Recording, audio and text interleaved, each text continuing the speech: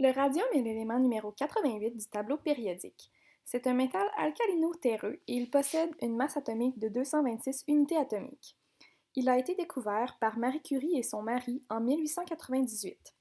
Alors qu'ils étudiaient un minerai d'uraninite, ils ont été capables d'extraire tout l'uranium, mais ils ont constaté que ce dernier était encore très radioactif. C'est donc en extrayant et en séparant les derniers mélanges radioactifs de ce minerai qu'ils découvrirent un élément très semblable au barium, mais moins soluble que ce dernier.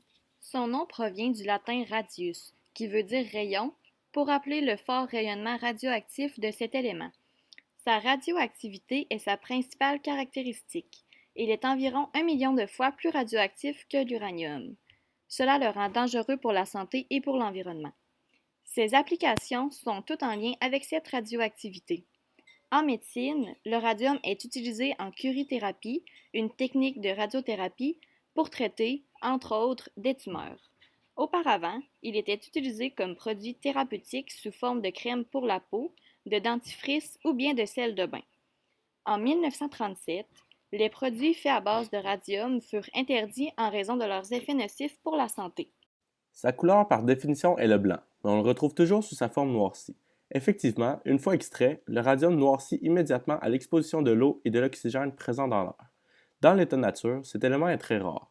On le retrouve en effet pratiquement toujours en très faible quantité dans les minerais d'uranium.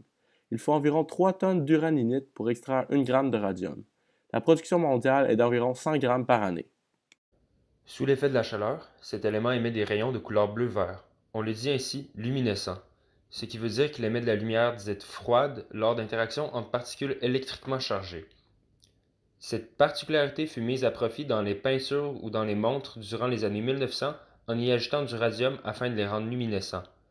Toutefois, il fut remplacé par des produits aussi efficaces tout en étant plus stables et moins dangereux.